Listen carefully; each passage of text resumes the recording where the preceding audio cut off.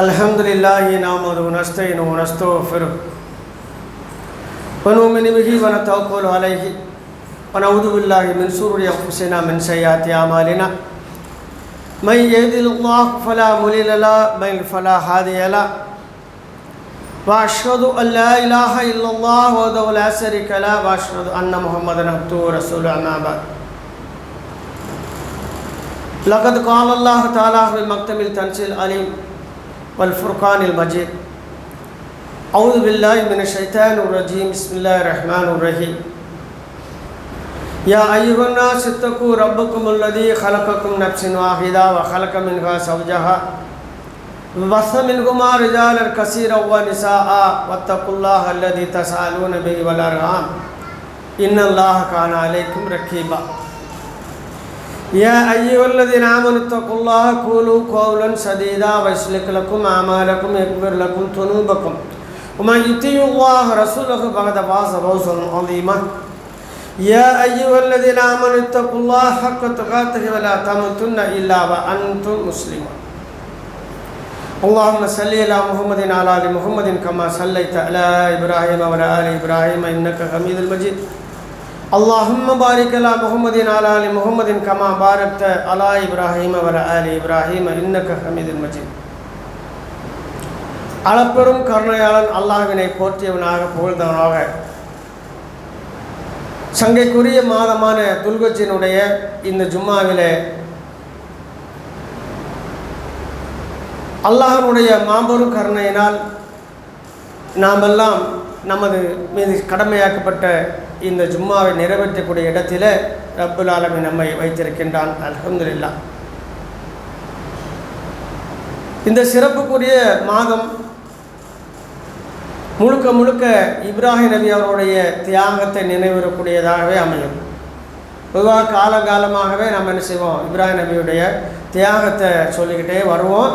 ஆனால் நாம் என்ன செய்ய மாட்டோம், அதிலிருந்து எந்த அர்ப்பணிப்பும் தியாகம் செய்வதற்கு முன் வர மாட்டோம். நாம் செய்கிற பெரிய தியாகம் என்னென்னா துல்கஜ் பாகத்தில் இப்ராஹிம் நபி பற்றி பேசுகிறது தான்.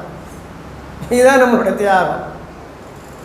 ஏன் நம்மளுடைய மனநிலை அப்படி இருக்குது அப்படின்னு சொன்னால், இப்ராஹிம் நபியினுடைய தியாகம் என்பதை ஒரு பக்கம் பார்த்தாலும் அவர்கள் அல்லாஹ்வுடன் எவ்வாறு தொடர்பில் இருந்தார்கள் என்பதை பார்த்தோமேயானால் நிச்சயமாக நமக்கு அதில் பல படிப்பினைகள் இருக்கிறது. அதுதான் நம்மை மிகவும் சரி செய்யக்கூடிய ஒரு விஷயம். அல்லாஹ் ரப்புல் ஆலமீன் இந்த பூமியில் உற்ற நண்பராக தேர்வு செய்த ஒரு நபர் இப்ராஹிம் அலைஹிஸ்ஸலாம் அவர்கள். மிக சிறப்புக்குரியவர். அல்லாஹ்வின் தூதரிடத்திலேயே சிறப்பித்து அல்லாஹ் கூறுகின்றார். ரஹ்மத்துல் ஆலமீன் என்று புகழப்பட்ட உறுதி செய்யப்பட்ட அல்லாஹ்வின் தூதரிடத்தில் உங்களுக்கு முன்மாதிரி, அகில உலகத்துக்கு முன்மாதிரி உங்கள்கிட்ட இருக்குது, உங்களுக்கு முன்மாதிரி உங்களுடைய தந்தை இப்ராஹிம் அவரிடத்திலும் அவருடைய குடும்பத்தாரிடத்திலும் இருக்கிறது என்று அல்லாஹ் ரப்பல் ஆலமீன் கூறுகிறான். அப்போ நாம் பொதுவாக என்ன பார்ப்போம்னு சொன்னால், இந்த அறுத்து பலியிடுறது, மக்காவுக்கு வந்தது, இதைத்தான் நம்ம திரும்ப திரும்ப பார்த்துக்கிட்டே இருக்கோம். சரியான விஷயம். ஆனால் அல்லாஹ்வுடைய அந்த தொடர்பில் எவ்வாறு இருந்தார்கள், யாருக்குமே சொல்லாத ஒரு பெயர் உண்டு, ஹனீஃபா என்ற பெயர். இப்போ இப்ராஹிம ஹனீஃபான் என்று அல்லாஹ் இப்ராஹிம் நபிக்கு மட்டும்தான் சொன்னான். ஹனீஃபா என்ற சொல்லை பயன்படுத்தி வேறு எந்த நபிக்கும் சொல்லலை. ஹனீஃபா என்றால் எந்த விதமான இடைத்தரகம் இல்லாமல், இடைச்செருகலும் இல்லாமல் அல்லாஹ்வுடன் நேரடி தொடர்பில் இருப்பது. சுருக்கமாக சொன்னால், ஒரு அடியால் அல்லாஹ்வுடன் நேரடி தொடர்பில் இருப்பது. இப்போ இந்த இடத்துல நம்ம கொஞ்சம் சிந்திக்கணும், நம்மளும் நேரடியாக தான் தொடர்பில் இருக்கோம் அப்படின்னு. அதை தான் நம்ம பார்க்க போகிறோம். நம்ம உண்மையிலேயே அல்லாஹ்வோட நேரடி தொடர்பில் இருக்கின்றோமா என்று பார்க்கலாம். பொதுவாக மனிதர்கள் அல்லாஹ்வுக்கும் தனக்கும் இடையில் இடைத்தரகர்களாக அவுலியாக்களை கொண்டு வருவார்கள், மார்க்க அறிஞர்களை கொண்டு வருவார்கள், குடும்பத்தில் உள்ள முன்னோர்களை எல்லாம் கொண்டு வருவார்கள். நாம் அதிலிருந்தெல்லாம் அல்ஹம்துலில்லாஹ் விடுபட்டு விட்டோம். ஆனால் ஒன்றிலிருந்து நாம் விடுபடவில்லை, அதை நாம் உணராமல் இருக்கின்றோம். அது என்ன தெரியுமா, அல்லாஹ்வுக்கும் எனக்கும் இடையில என் அறிவை கொண்டு உள்ள வைக்கிறது. இது என்னது தான், இடைத்தரகு தான். எப்படி, அதுக்கு தான் பாருங்க, அல்லாஹ்வுடைய ஒரு இதை சொல்கிறாங்க, அல்லாஹ்வுடைய கருணையை பற்றி சொல்கிறாங்க பாருங்கள். இப்ராஹிம் அலைஹிஸ்ஸலாம் அல்ஹம்துலில்லாஹில்லதி வஹபலி அலல் கிபரல் இஸ்மாயில் வ இஸ்ஹாக இன்ன ரப்பி ல மசீஹுத் துஆ. அல்லாஹ் ரப்ப சமீ துஆ. முதுமை காலத்தில் அல்லாஹ் எனக்கு இஸ்மாயிலையும் இஸ்ஹாக்கையும் வழங்கினான். அப்படி வழங்கிய அல்லாஹ்வுக்கு எல்லா புகழும் என்று அல்லாஹ்வுடைய அந்த புகழ்ச்சியை இப்ராஹிம் அலைஹிஸ்ஸலாம் வந்து புகழ்ந்து சொல்கிறாங்க. என்ன பொதுவாகவே அல்லாஹ் எனக்கு வாரிசு தந்தான் என்று சொல்லாமல் ஒரு விஷயத்தை குறிப்பிட்டு சொல்கிறாங்க. என்னுடைய முதுமை காலத்தில் எனக்கு இஸ்மாயிலையும் இஸ்ஹாக்கையும் அளித்த அல்லாஹ்வுக்கு தான் எல்லா புகழும் என்று புகழ்கின்றார்கள். இதை நம்ம இந்த வசனமெல்லாம் படிப்போம். இது எதில் இருக்குதுன்னு சொன்னால் சூரத்துல் ஹூதில் இருக்குது, சூரத்துல் இப்ராஹிமில் இருக்குது. அது விளக்கமாக சூரத்து ஹூதில் ஒரு வசனம் வருது. எப்படி வானவர்கள்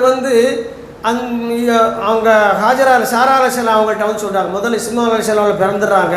அவங்க நடமாடும் பருவத்துக்கு வரக்கூடிய, அதாவது 7 அல்லது 8 வயசு வரும்பொழுது தான் சாரா அலைஹிஸ்ஸலாம் அவர்கள் முன்னிலையிலையும் இப்ராஹிம் அலைஹிஸ்ஸலாம் முன்னிலையும் 2 வானவர்கள் சலாம் சொல்கிறாங்க, உங்களுக்கு நற்செய்தி உண்டாகட்டும்ங்கிறாங்க. அப்படி சொல்லும்பொழுது என்ன நற்செய்தின்னு சொன்ன உடனே, உங்களுக்கு குழந்தை வரப்படுறதுன்னு சொன்ன உடனே அதுக்கு என்ன செய்கிறாங்க, அழகாக சொல்கிறாங்க பாருங்க. அம்ராத்துவும் காய்முத்துன் லஹிகத் பஷிர்னாஹ வி இஸ்ஹாக மின் வரஆஇ வ இஸ்ஹாக யாக்கூப். என்ன சொல்கிறாங்க, உங்களுக்கு குழந்தை பருவம் சொன்ன சாரா அலைஹிஸ்ஸலாம் சிரிக்கிறாங்க. எப்படி சிரிக்கிறாங்க தெரியுமா? நாம் ஒரு சில சிரிப்பு என்ன தெரியுமா, ஒரு அசட்டு சிரிப்போம். எங்கே நமக்கெல்லாம் நடக்குமா அப்படின்னு ஒரு சிரிப்போம். இது என்ன சிரிப்பு? மகிழ்ச்சி சிரிப்பு இல்லை, அசட்டு சிரிப்பு. அதை என்ன செய்கிறான்ல, அதற்கு அடுத்த வசனத்தில் என்ன சிரிப்புக்கு சொல்லி காட்டுதான். அவங்க சொல்கிறாங்க, காலத் யா வாயிலத்தா அலி துஆனா வஜூசு வ ஹாதா பஹ்லி ஷைஹன் இன்ன ஹாதா ல ஷைவுன் வ ஹபீபுன். அல்லாஹ் அவங்க சொல்கிறாங்கன்னா, எனக்கு சேதமே, நான் ஏன் சிரிச்சேன்னு எனக்கு சேதமே, நான் முதியவளாக முதிர்ந்தவள் ஆக்கினேன். இதோ என் கணவர் அவர் முதியவராகிவிட்டார். இந்நிலையில் எனக்கு குழந்தை வருமா, நான் குழந்தை பெறுவேனா, ஆச்சரியமான விஷயம்தான் என்று ஒரு வார்த்தை சொல்கிறாங்க. உண்மையில் அவங்க சொன்ன நியாயம்தான். என்ன காரணம் சொன்னால், இதெல்லாம் அவங்க சொல்லும்போது வயது 70க்கு மேலே, அதாவது அவங்க மகப்பேருக்கான காலத்தை தாண்டி அந்த அதாவது தப்சீரில் நம்ம பார்க்கும்போது தெரியும், அவங்க எந்த பீரியடு டயத்தெல்லாம் தாண்டின ஒரு உடல்நிலை, அதாவது தலையெல்லாம் வெளுத்து பஞ்சாய் போச்சு. அல்லாஹ்வுடைய நபியாக இருக்க தேர்வு செய்யப்பட்ட இப்ராஹிம் அலைஹிஸ்ஸலாம் அவங்க வயது முதிர்ந்தவர், ரொம்ப வயது முதிர்ச்சியில் இருக்கிறாங்க. அந்த சூழ்நிலை செய்தின் பொழுது ஆச்சரியமாக இருக்குன்னு சொன்ன உடனே அதுக்கு சொல்கிறாங்க பாருங்கள் அந்த வானவர்கள், காலத் தஹ்பீன மின் அம்ரில்லா ரஹ்மத்துல்லா. அல்லாஹ்வுடைய கட்டளையும் அல்லாஹ்வுடைய ரஹ்மத்திலையுமா நீங்கள் ஆச்சரியப்படுறீங்க? ரொம்ப ஈஸியாக அவங்களுக்கு என்ன செய்கிறாங்க, விளக்க சொல்கிறாங்க. அல்லாஹ்வுடைய கட்டளையிலையும் அல்லாஹ்வுடைய ரஹ்மத்திலையுமே ஆச்சரியப்படுறீங்க. அப்போ அல்லாஹ்வுடைய கட்டளை வருவதற்கு கால நேரம் என்பது கிடையாது. 1. 2, அல்லாஹ்வுடைய ரஹ்மத் அவன் நாடும் பொழுது சேரும். அதுக்கும் நமக்கு என்ன இல்லை, சாத்தியமின்மை என்ற நிலை இருக்காது. அப்போ அவங்க சாதாரணமாக எப்படி கருதுனாங்கன்னு சொன்னால், இந்த வயசில் குழந்தையா அப்படின்னா, இந்த வயசில் குழந்தையா ஆச்சரியமாக இருக்கனாங்க. அதுக்கு தான் சொல்கிறாங்க, அல்லாஹ்வோட விஷயத்தில் என்ன செய்யறீங்க, ஆச்சரியப்பட வேண்டாம். என்ன காரணம்? ஆச்சரியம் என்பது யாருக்கு? நமக்கு. இப்போ நம்மளாம் சில விஷயங்கள் பேசும்போது எல்லாம் சரிதான், இதை பண்ணிட முடியுமா, சாத்தியப்படுமா, இது எதில் கொண்டு வரக்கூடாது? அல்லாஹ்வோட விஷயத்தில் அல்லாஹ்விடத்தில் பிரார்த்திக்கும் போது கொண்டு வரக்கூடாது. அதுதான் இன்னைக்கு உள்ள முக்கியமான சப்ஜெக்டை. நமக்கு நிறைய விஷயம் அல்லாஹ்ட்ட கேட்க தெரியலை, அல்லாஹ்விடமிருந்து கேட்டு பெற தெரியவில்லை, கேட்கும் பொழுது உறுதியாக கேட்க தெரியல. இந்த 3மே ஒரே தன்மை தான். ஏன் உறுதியாக கேட்க தெரியல? நமக்கு சின்ன சந்தேகம் இருக்குது. கேட்டு ஏன் பெற தெரியலன்னு சொன்னால், எவ்வாறு கேட்க வேண்டும் என்று தெரியல, அதனால் கேட்டு பெற தெரியல. ஆனால் அல்லாஹ்வுடைய அந்த ரஹ்மத்தை, அல்லாஹ்வுடைய அருளை இப்ராஹிம் அலைஹிஸ்ஸலாம் எப்படி கேட்குறாங்க, நான் முதியவனான பிறகும் எனக்கு குழந்தை பாக்கியத்தில் இருந்த அல்லாஹ்வுக்கு எல்லா புகழும் சொல்லிட்டு இறுதியாக ஒரு வார்த்தை சொல்கிறாங்க. என்ன தெரியுமா? எனது முதுமை காலத்தில் எனக்கு குழந்தைகளை தந்திருக்கிறா என்று சொல்கிறாங்க. அது இப்ராஹிம் அலைஹிஸ்ஸலாம் செய்கிறாங்க, ஒத்துக்கொள்கிறார்கள். எனக்கு முதுமை பருவம் தான் சொல்கிறாங்க. அவன் முதுமை பருவத்தில் குழந்தை என்பது இந்த உலகியல் ரீதியாக சாத்தியமில்லை. ஆனால் அல்லாஹ் நாடினால் சாத்தியம். ஏன்? வானத்தை பூமியை படைச்சதுகளுக்கு என்ன செய்வோம்? ஒன்றுமே இல்லாமல் இருந்த மண்ணை கொண்டு ஆதம் அலைஹிஸ்ஸலாம் உண்டான அவனுக்கு ஆதம் அலைஹிஸ்ஸலாம் அவருடைய முதுகந்தண்டியில் இருந்து எல்லா சமுதாயத்தையும் வெளியாக்கிய அல்லாஹ்வுக்கு, அவருடைய வலா எலும்பில் இருந்து அவருடைய ஜோடியை உண்டாக்கிய ரப்புக்கு வயது முதிர்ந்த காலத்தில் குழந்தை தருவது காரியமா? இல்லை, ஒன்றுமே இல்லை. இப்போ நமக்கு ஏன் அல்லாஹ் இந்த வசனத்தை பதிவு செய்கிறான்னு தான் பார்க்கணும். என்ன தெரியுமா? அல்லாஹ்விடத்தில் கேட்கும் பொழுது உறுதியாக கேட்க வேண்டும். இன்னும் அல்லாஹ்வோட தூதர் சொல்கிறாங்க, அல்லாஹ்விடத்தில் கேட்கும்போது ஆசையுடனும் அச்சத்துடன் பிரார்த்தியுங்கள். அல்லாஹ் அதை சொல்கிறான். அல்லாஹுமே வசனத்தில் சொல்கிறான், நீங்கள் அல்லாஹ்விடத்தில் பிரார்த்திக்கும் பொழுது ஆசையுடனும் அச்சத்துடன் செய்யுங்க, பிரார்த்தனை செய்யுங்க. அச்சம் எதுக்கு?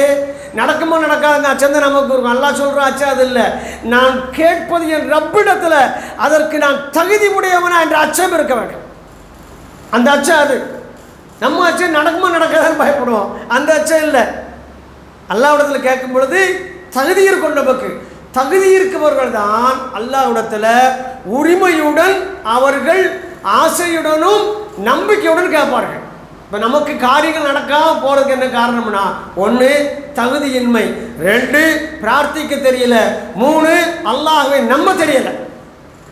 எவ்வளோ பெரிய மிஸ்டேக் இருக்குது நம்மகிட்ட பாருங்க, எவ்வளோ பெரிய மிஸ்டேக் நம்மகிட்ட இருக்குது. நீ வேற உதாரணமாக நம்ம இப்ராஹிம் அலைஹிஸ்ஸலாம் வந்து தன்னுடைய மனைவி ஹாஜர் அலைஹிஸ்ஸலாம் அவங்களையும் மகனையும் கைப்பிள்ளையா இருக்கும்போது கூட விட்டுட்டாங்க. பால்குடி குழந்தையாக இருக்கும்போது விட்டுட்டு போகிறாங்க. விட்டா என்ன செய்யணும்? அல்லாஹ்ட்ட எப்படி துவா கேட்கணும்? இந்த என் மனைவி மக்கள் உணவு விடணும் அப்படி கேட்டது அவங்க அதை கேட்காம, அதாவது அதை மட்டும் கேட்காம அவங்களுக்கு உணவும் நீரும் நீ வழங்குன்னு சொல்லிட்டு கேட்கும்பொழுது அங்கே என்ன இருக்குது? பாலைவனம், மலைக்குன்று, ஒன்றுமே கிடையாது, ஒரு பள்ளத்தாக்கு, தண்ணீரை நினைத்து கூட பார்க்க முடியாத ஒரு இடம் தான் கௌபத்துல்லா இருக்கக்கூடிய அந்த பள்ளம். தண்ணீரை நினைத்து கூட பார்க்க முடியாது. அங்கே நின்றுக்கிட்டு அல்லாஹ்விடத்தை துவா செய்தாங்க. நீ சொன்ன மாதிரி விட்டுட்டாரப்ப அவங்களை என்ன செய்யணுமில்ல, கனியையும் அருந்துவதற்கு நீரையும் கொடுன்னு கேட்டாங்க. கொஞ்சம் தூரம் போகிறாங்க, போயிட்டு மீண்டும் ஒரு துவாக்காங்க, இந்த இடத்த நீ பட்டினமாக சிட்டியாக மாற்றிருந்தாங்க, பட்டினமாக மாற்றிவிடு. பட்டினமாக மாற்றுவது மட்டும் இல்லாமல் இந்த பட்டினத்தில் உன்னுடைய பரக்கத்து இருக்கணும், எல்லாமே கிடைக்கணும் என்று கேட்டார்கள். கேட்கும்போது எப்படி இருக்கு? ஒன்றுமே இல்லை, மனைவியையும் கை குழந்தை விட்டுட்டு போயின்னு கேட்குறாங்கன்னு சொன்னால் இதுதான் அல்லாஹ்வை நம்பும் விதம். என் ரப்பு கேட்டால் தருவான். ரப்பனா தக்கபல் மின்னி இன்னக அந்த சமீஉத் துஆ. இறைவா, என்னுடைய நற்பணியை ஏற்றுக்கொள், நிச்சயமாக நீ என்னுடைய பிரார்த்தனையை செவியேற்பவனாக இருக்கின்றாய். இப்ராஹிம் நபி கேட்ட துவா. அதாவது அந்த துவாவுடைய அம்சங்களை கவனிக்க ரொம்ப உறுதி இருக்கும். அந்த துவாவுடைய அம்சத்தில் ரொம்ப உறுதி இருக்கும். அப்போ அந்த உறுதி நமக்கு வர வேண்டும் என்பதற்காகத்தான் அல்லாஹ் ரப்பல் ஆலமீன் நம்மை இந்த வசனங்களை கொண்டு பாடம் நடத்துகின்றார். நாம் என்ன செய்வதை வெறும் ஸ்டோரி படிக்கிற மாதிரி இப்ராஹிம் நபி சரித்திரத்தை கடந்து சென்ற மக்களாக இருக்கிறோம். வருடத்துக்கு ஒருக்கா வருவோம், ஒரு 2 மாதத்துக்கு முன்னாடி நோன்பு பற்றி பேசுவோம், அதோட நோன்பு என்ன செஞ்சிருவோம், விட்டுட்டு சவாலுக்கு வந்துடுவோம், நோன்பு நினைக்க மாட்டோம். நோம்பில் படித்த பாடம் என்ன, பயிற்சி என்ன, எடுத்துக்கொண்டோமா என்ற கவலை இல்லை. அதுக்கடுத்தால் துல்காதா வந்துடும். துல்காதா வந்தோடனே நம்ம முக்கியமான வேலை ஆடு பார்க்கணும், சந்தையில் ஆட்டை பிடிப்பை கொண்டாந்து விடுவோம். அப்புறம் 2 சும்மா இல்லை, ஒரு சும்மா கிடச்சின்னு சொன்னால் அது இப்ராஹிம் நபி பற்றி சொல்லுவாங்க, ரைட்டு. அதுக்கப்புறம் பெருநாளைக்கு பேசுவாங்க, இப்ராஹிம் நபியோட வேலை முடிஞ்சு வச்சு நமக்கு. இவ்வளோதான் நமக்கு அவனுக்குள்ள தொடர்பு. அப்பப்போ நம்ம என்ன அவங்கள தொட்டு பார்க்கின்றோம், உரசி பார்க்கின்ற மொழிய உள்ளத்தில் அவருடைய செய்தி வாங்கி கொள்வதில்லை. எப்போ ஒரு விஷயத்தை உணர்கின்றோமோ அப்பொழுதுதான் நமக்கு தாக்கம் ஏற்படும். அப்படி தாக்கம் ஏற்பட்டால்தான் அந்த காரியத்திலே வெற்றி கிடைக்கும். அதுதான் ரொம்ப முக்கியமான விஷயம். இப்போ நம்ம அல்லாட்ட துவா கேட்கும்போது நல்லா விளைக்கிடுங்க, 1 லட்ச ரூபா தேவை இருக்குது, என்கிட்ட 90,000 ரூபா இருக்குது. 90,000 ரூபா இருக்கும் பொழுது ஒரு 10,000 துவா கேட்க ஈஸியாக கட்டுருவேன். நான் எப்படி மைண்ட் செட்டில் கேட்பேன், 10,000 தானே, 90,000 இருக்குது, 10,000 தானே கிடச்சிருன்னு சொல்லி துவா கேட்கேன். ஆனால் வெறும் 1000 தான் இருக்கேன்ட்டா, இன்னும் எனக்கு தேவை 99,000. நான் அல்லாட்ட துவா கேட்கும்போது யோசிப்பேன், இன்னும் எங்கே நடக்குமா இது? 1000 99,000 இல்லை, நம்மகிட்ட 1000 இருக்குது, நமக்கு தேவை லட்சம் இல்லை. இப்போ என்ன பிரச்சனை? எனக்கு சாத்தியப்படுது தான் என் ரப்புக்கு சாத்தியப்படும் மைண்ட் செட்டு. எங்கே விழுந்துட்டோம் தெரியுதா? என்கிட்ட ஒன்றுமே இல்லைனாலும் என் ரப்பு நாடெல்லாம் நடக்கும். அதுதான் இந்த துவா. அல்லாஹ்வுடைய அந்த அருளை, அல்லாஹ்வோட ரஹமத்தை இப்ராஹிம் அலைஹிஸ்ஸலாம் கண்ணால் பார்க்கிறார்கள். எதுவுமே இல்லை, குடிநீர் இல்லை, சாப்பாட்டுக்கு எதுவுமே இல்லை. பட்ட பகலில் பார்த்தீங்கன்னு சொன்னால் காடு அனல் பறக்கு, அங்கே கடுமையான வெயில் அடிக்கி, அந்த இடத்தில் நின்று கொண்டு கேட்குறாங்க, நீரையும் கனிவரக்கத்தை தாய ரப்பு, இதை மக்கள் குடியேறும் பட்டினமாக மாற்றேன் ரப்பு, இங்கு மனித சஞ்சாரம் ஏற்பட செய்யும் ரப்பு, இங்கு மக்களெல்லாம் ஒன்று கூடக்கூடிய இடமாக ஆக்கிவை ரப்பு என்று கேட்டாங்கன்னு சொன்னால் அவங்க விளங்கியிருந்தாங்க, எனக்கு இது பாதை வேணும், என் கண்ணுக்கு தெரியல தண்ணி இருக்குது, ஆனால் என் ரப்பு கட்டளை இந்த பூமி வளம் பெற்றதாக மாறும், இதில் அல்லாஹ் பரக்கத்து செய்வான். இதுதான் நம்பிக்கை, இதுதான் துவா. இந்த நம்பிக்கை நமக்கு அல்லாஹ்விடத்தில் பிரார்த்திக்கும் போது வர வேண்டும். நம்மகிட்ட வருதா? இதை ரொம்ப கவனிக்க வேண்டிய விஷயம். நல்ல இன்னொரு விஷயம் விளங்கிடுங்க, அல்லாஹ்விட துவா கேட்கக்கூடிய பாக்கியம் முஸ்லீம்களை தவிர யாருக்குங்க இந்த உலகத்தில்? 850 கோடி பேரில் 850 கோடி பேரில் 120 130 கோடி பேர் யார் முஸ்லீம் இருக்கிற? 140 வச்சுக்கிடுவோமே. அதில் அல்லாஹ்விட உருக்கத்தோடு பிரார்த்திக்கக்கூடிய மக்கள் கோடியில் தேருமா, லட்சத்தில் தேருமா? சிந்திக்கணுமா இல்லையா? நமக்கு இந்த வாய்ப்பு இருக்குது. வானத்தை படைச்சவன், பூமியை படைச்சவன் யாருன்னு தெரிஞ்சிருக்கோம், என்ன படைச்சவன் யார் தெரிஞ்சிருக்கோம், நான் யாரை வணங்க வேண்டும் தெரிஞ்சிருக்கோம், நான் யாரிடம் கையை உயர்த்தி பிரார்த்திக்க வேண்டும் தெரிஞ்சிருக்கோம், என்னுடைய தேவையை பூர்த்தி செய்வன் யார் தெரிஞ்சிருக்கோம். அப்படி இருக்கும் பொழுது அல்லாஹ்விடம் உரிய முறையில் பிரார்த்திக்க நமக்கு தெரியவில்லை என்று சொன்னால் நம்முடைய இதயத்தில் இன்னும் சரியான முறையில் ஈமான் குடிபுகவில்லை. பிரச்சனை எல்லாம் அங்கேதான் இருக்கு, பிரச்சனை எல்லாமே அங்கேதான் இருக்கு. ஆமன்து பில்லாஹ் பிரச்சனை நமக்கு வேற ஒன்றுமே இல்லை.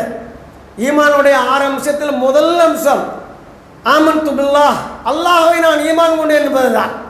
இதில் பூர்த்தியாகாத வரையில் நமது ஈமான் பூர்த்தியாகாது. ஈமான் பூர்த்தியாகாத வரையில் நாம் இஸ்லாத்துக்குள் முழுமையாக பயணிக்க முடியாது, இஸ்லாமிய வாழ்க்கை நமக்கு கிடைக்காது. ஆகையால் அல்லாஹ்வை நாம் நம்ப வேண்டிய முறையில் நம்பினால்தான் நம்ம அல்லாஹ் இடத்துல பிரார்த்திக்கும் போது உறுதியாக இருப்போம். இது ரொம்ப கவனிக்கப்பட வேண்டிய விஷயம். ஆகையால் அன்புக்குரியவர்களை, நாம் பிரார்த்திக்கும் பொழுது இனிமேல் அல்லாஹ்வுக்கும் நமக்கு இடையில் எந்த தடையையும் எந்த தரகரையும் ஏற்படுத்திக் கொள்ளக்கூடாது. தடையும் ஏற்படுத்தக்கூடாது, தரகரை ஏற்படுத்திக் கொள்ளக்கூடாது. நான் என் ரப்பு, அவ்வளோதான். நான் என் ரப்பிடம் கேட்பேன், என் ரப்பு என்னுடைய தேவை அறிந்தவராக இருக்கின்றார். இதில் முக்கியமான விஷயம் என்ன தெரியுமா? நம்ம பிரார்த்தனையில் நமக்கு அல்லாஹ்ட்ட கேட்கும் பொழுது உரிமையாக கேட்க முடியலை. அல்லாஹ்ட்ட எனக்கு தாரப்ப, நீ தரலன்னா யார் தருவா? நீ கை விட்டுட்டா யார் உதவி செய்வா? உன்னுடைய கருணையை விட்டு என்னை அப்புறப்படுத்திட்டா என் மீது கருணை காட்டுவர் யார்? அல்லாஹ் கொடுத்தவர் சொல்கிறாங்க பாருங்க, இறைவா கண்ணிமைக்கும் நேரம் கூட உன்னுடைய கருணையில் இருந்து என்னை அப்புறப்படுத்தி விடாதே, நான் தாங்க மாட்டேன், அழிந்து விடுவேன்.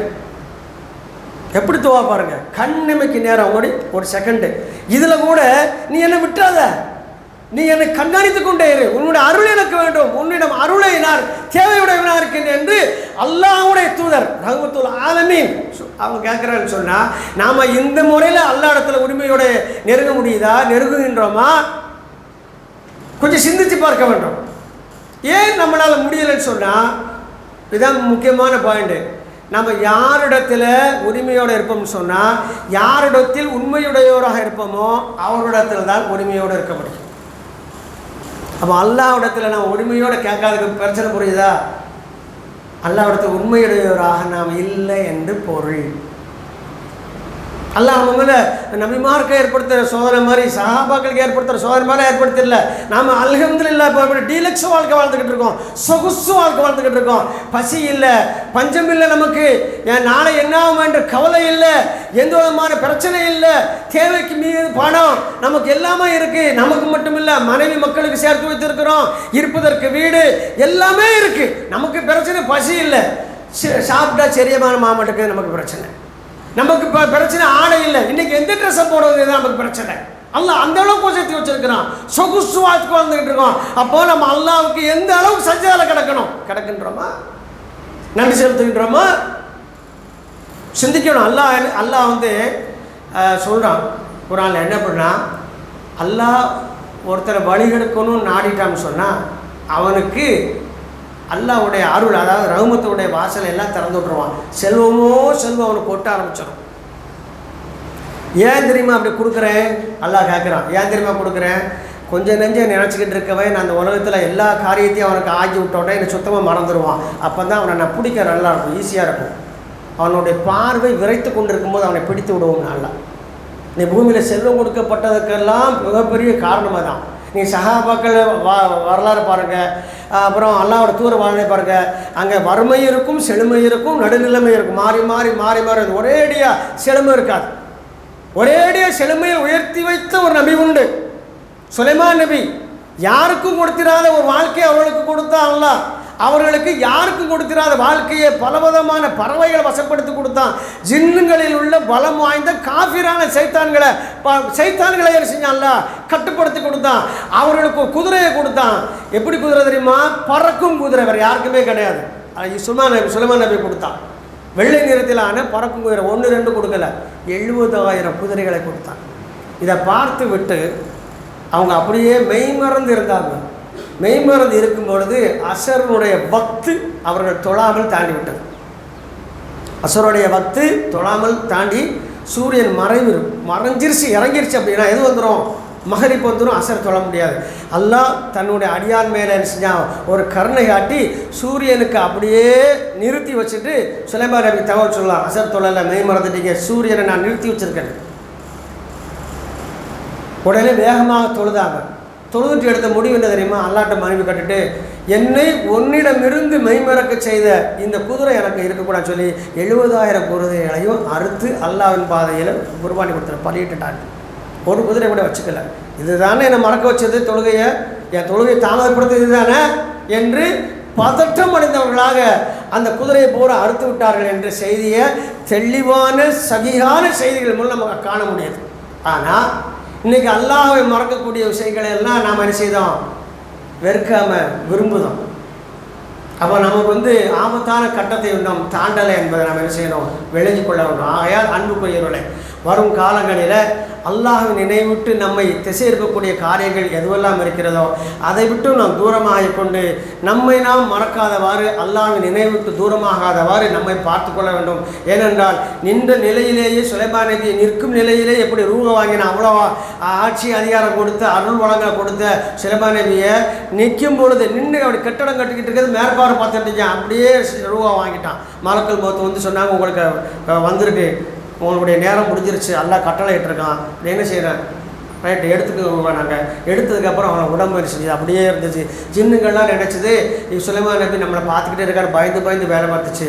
கொஞ்ச நாள் போயிருக்கு. அதாவது எப்படி கொண்டாடுறோன்னா, சில வருடம்னு சொல்கிறாங்க. சில இடங்களில் குறிப்புகளில் 2 வருடம் இருக்கலாம் என்று சொல்கிறாங்க, அல்லது 6 மாதம் இருக்கலாம்னு சொல்கிறாங்க. ஏன் அப்படி சொன்னாங்கன்னு சொன்னால், நபிமார்கள் உடலை என்ன செய்யாது, மண் அரைக்காது, கரையான் பிடிக்காது.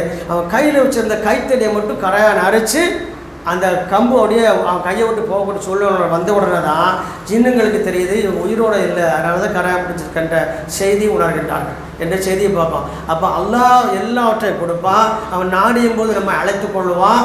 ஆனால் நாம் செல்லும் பொழுது வெறுங்கையாக செல்லாமல் அல்லாஹ்வுடைய திருப்தியை தரக்கூடிய, அல்லாஹ்வுக்காக அர்ப்பணித்த காரியங்களோடு நல் அமல்களோடு அல்லாஹ்வை சந்திக்க செல்ல வேண்டும்.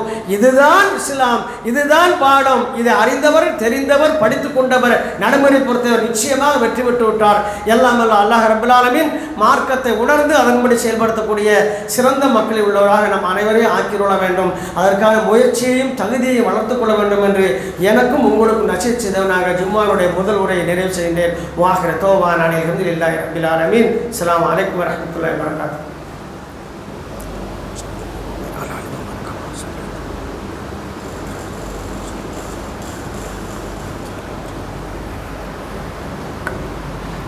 அல்ஹம்துலில்லாஹ்.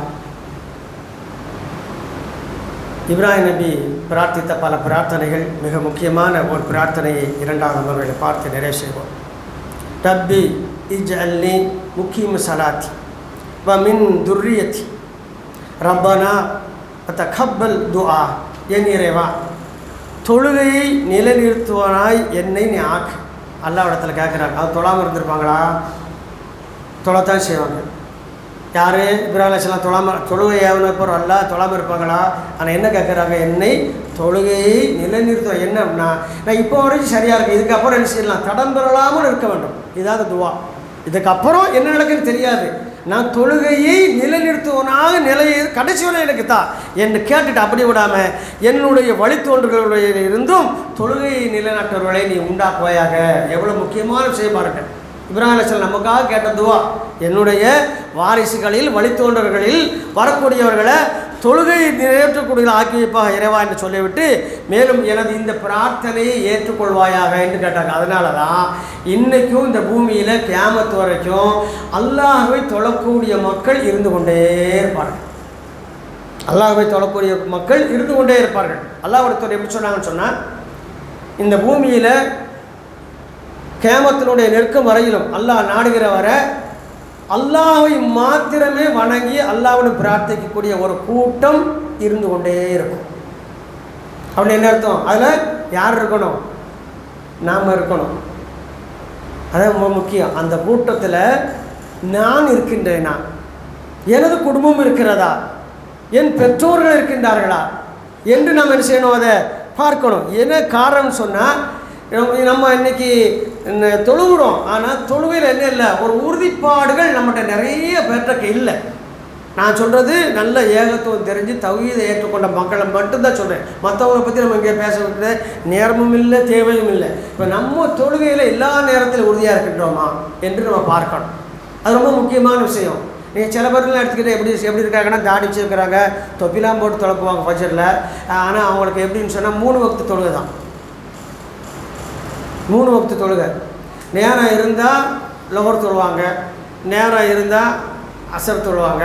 அப்புறம் நான் வீட்டுக்கு போய் மகரிபும் இஷாவும் தொழுதுகிட்டு இருக்கேன்னு சொல்கிறாங்க, நம்ம விசாரித்த வரைக்கும். ஆனால் ஃபஜருக்கு மட்டும் பள்ளிக்கு போகிறாங்க. இப்போ என்ன விளைஞ்சிட்டாங்கன்னு சொன்னால், ஒரு வக்து நமக்கு தொழுதா போகிற சூழ்நிலையில் இந்த சமுதாயம் இருக்குது. எவ்வளோ பெரிய ஒரு வழுக்கேடு, எவ்வளோ பெரிய வழுக்கேடு. நிறைய மக்கள், நான் சொன்னதெல்லாம் யாருன்னு சொன்னால், குணத்தால் மிகச்சிறந்தவர்கள், நிறைய தர்மம் செய்யக்கூடிய மக்கள். நான் சொன்னேனே இந்த ஒரு வக்து தொழ, அவங்கள பற்றி தான் சொல்கிறேன். தர்மம் செய்யக்கூடிய மக்கள், மிகவும் நற்பண்புள்ள மக்கள். ஆனால் மறுமையில் அதற்கான கூலி கிடைக்கணும்னு சொன்னால் 5 வக்து சரியாக நிறைவேற்றலைன்னா அந்த கூலி நமக்கு கிடைக்காது. இந்த விஷயம் அவங்களுக்கு இன்னும் மனசில் உட்காரல. ரொம்ப முக்கியமான விஷயம். அதுக்கு அடுத்து பாருங்கள், அல்லாஹ்வுடைய இடத்துல இப்ராஹிம் கேட்கக்கூடிய ஒரு அருமையான துவா, ரப்பிக் ஃபிர்லி வலிவாலிதைய வலில் முக்மினீன யோமல் யக்கூமுல் ஹிசாப். இறைவா, நீ மறுமை நாளில் கேள்வி கணக்கு கேட்கக்கூடிய அந்த நேரத்தில் நீ எனக்கும் என் பெற்றோருக்கும் மூமின்களான நம்பிக்கொண்டோர் அனைவர்களுக்கும் நீ மன்னிப்பை வழங்குவாயாக என்று பிரார்த்திக்கிறாங்க இப்ராஹிம் அலைஹிஸ்ஸலாம் அவங்க. அப்போ இந்த பண்பு நம்மகிட்ட எப்போவுமே இருக்கணும். எப்படி இருக்கணும்? நீ என்ன மட்டும் இல்லை, என்னுடைய பெற்றோர்களை, என்னுடைய சமுதாயத்தை, மூமின்கள் அவ்வளோ பேரை நீ செய்யறப்ப மறுமை நாளில் நீ மன்னித்து விடு என்று இருக்கணும்.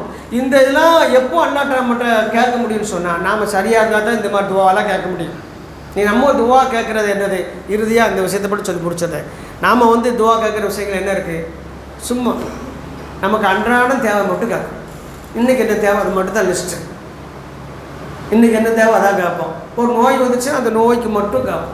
அல்லாஹ்விடத்தில் எதை கேட்பதில்லை. நாம் மறுமையை குறித்து, மறுமையில் உள்ள அந்த கடுமையான நாளில், கடுமையான அம்மளிகளுக்கு இடையில் இருக்கக்கூடிய அந்த நேரத்தில், ரப்பே என்னை நீ பாதுகாத்து விடு, என்னை மன்னித்து விடு என்று கேட்கக்கூடிய அந்த பிரார்த்தனை நம்ம பிரார்த்தனையில் இருக்கிறதா? நான் இல்லைன்னு உங்களுக்கு சொல்கிறத விட இருக்கிறதா என்று நீங்களே சிந்தித்துக் கொள்ளுங்கள் என்று உங்கள்கிட்ட ஏற்றது. ஆகையால் சுருக்கமாக ஒரு துவா நீங்கள் செய்யுங்க. கேட்பேன் என்ன தெரியுமா? அல்லாஹ்விடத்தில் மறுமை நாளில் என்னுடைய கேள்வி கணக்கை அல்லாஹும்ம மக்ஃபிர்லி வர்ஹம்னி வர்சுக்னி, இது வரிசையை கேட்டுட்டே வாங்க.